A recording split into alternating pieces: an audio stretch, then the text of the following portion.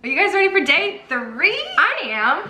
5 days to launch. It's happening. We're halfway through. Midway, you guys. Oh, goodness.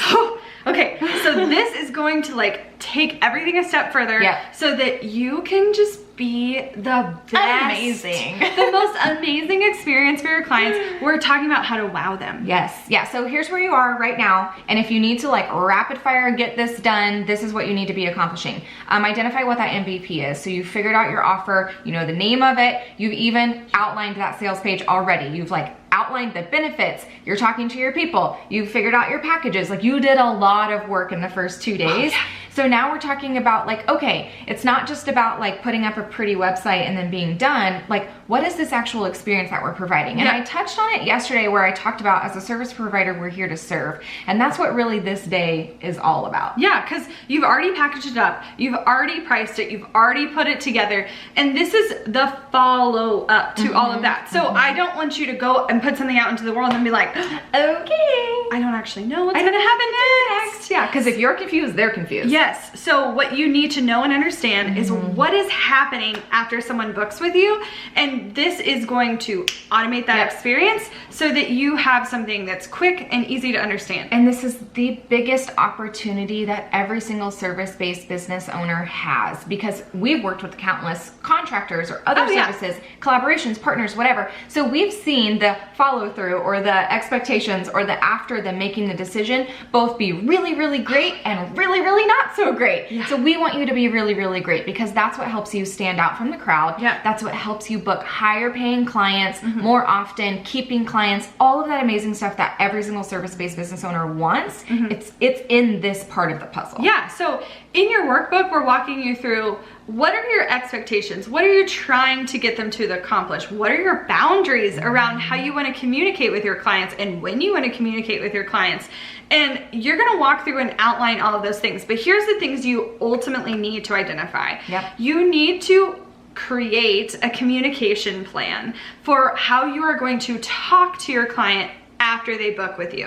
And we're gonna automate this process with Dubsado in part 2, but this is just really about understanding what are the next steps, what do I want them to be doing, what do I need from them in order to do the job effectively, and you're setting those expectations up in advance. We're talking everything from timeline to payment schedules to like homework that you need from them in order to continue, like whatever that might be, you're communicating all of that. And it's super easy in Dubsado, they'll show you how to do that, but our best method of doing this is through email and through automation workflows. So you can set it once and then like let it just happen after clients come through. This is gonna help you avoid having to send out a million reminders. This is gonna help you avoid having to re-say the same thing over and over and over again. This will help you finish projects on time, if not sooner, and get paid on time, if not sooner. But the thing is, like, I think so often we get in our head of like, oh, well, I see how that could work if you were designing a website and that like you need copy and whatever. Literally everything. But like, say you're a photographer, you could communicate what you want them to wear. Or like payment plan schedules, when your canvases are gonna be here, when your sneak peeks are ready, like everything. I always err on the side of give my clients so much information about what's happening next, because again, and I know I keep saying this, but like when they know everything that's happening, even before they have to ask, they are reminded every single step of that way. That's why I booked you. Exactly. Oh, okay, yes. She's really smart. And they're being reassured all of the time that they did the right thing. Because if they are assured, especially in the beginning, you're gonna avoid that buyer's remorse, and you're gonna make sure that they understand why this was a good decision for them. And so even before you start delivering on your promise, they're already gonna have that good taste in their mouth that like, oh, like this was something really awesome. Absolutely. So this is also where you share your boundaries. So I think so many people are like, I mean, my clients talk to me all the time. Well, they send me last minute requests. I see that happen in our group all the time of a post of like a frazzled service baby who's like, I'm so stressed out because my client's expecting an answer on a weekend, on a birthday, on a holiday. And I'm like, take a deep breath. They're not expecting that. You've set those expectations. I know. And so the best way you can do this is set it from the beginning. They've already paid you money, so they're not gonna like necessarily back out at this point.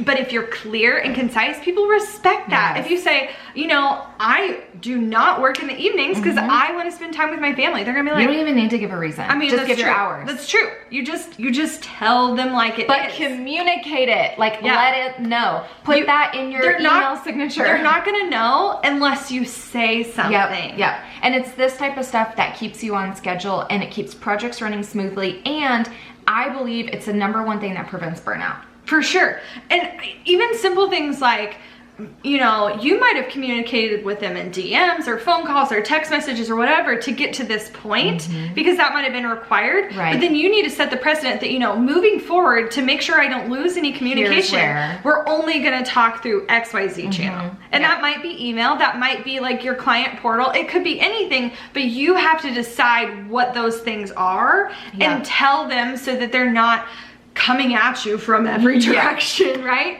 Then my favorite part of this process also is the follow through of the follow through. So like when this wraps, what do you do then? So this is where you could ask to work with them again. So this might be that maybe you have like a starter package and then you have a retainer package. So you could work with them again. I mean, and this could be for literally anything. I think so often people think, oh, well, I don't do retainer. Well, why not? Exactly. Like what could that look like for you? So talk about what future projects could look like, or if there's not like an immediate need, maybe you're just simply asking for referrals or both. Or both. Do everything. But if you're starting this communication from the get-go and you're opening up these channels that your client knows how to When come they to see you. that clear communication, they're going to be gonna way continue. more likely to work with you again and to give you really quality referrals. But be blatant. Yes. Be obvious. Tell them what you want. Tell them what you need. Yes. Tell them how you want them to show up for you because they are listening, they are watching. And if I can give you any advice for all of this is while we can say all the things, we also have to recognize that people are humans and people are busy. And so if we can do our best to break this down into bullet points, skimmable, things that are easy, I will tell you right now, if it looks like a book and it looks like tons of paragraphs of text, people are going to glaze over. Exactly. So you need to, it might be that you have to send 5 emails instead of 1, but you're communicating something very clearly every time. And you might even like say all the things and then just have a summary at the bottom. Exactly. Like simple things like that are going to make all the difference in the long term. So we have some homework for you and we have a bonus homework for you too. So first I want you to make sure that you're filling out that workbook because there's a Mad Lib sentence in there that I want you to share in the community because again, that helps us get to know you a little bit more and it helps us serve you best, right? So make sure you're doing that. Make sure that you're thinking about and watching part 2 from Dubsado. Because they're going to help you set up the tech. You can literally set up the workflows and use the words that we've given you to fill it out to like have it working even before that first client comes in the door. Right. Okay, so are you ready for your bonus homework? Yeah. Okay, you're gonna go post something on social media.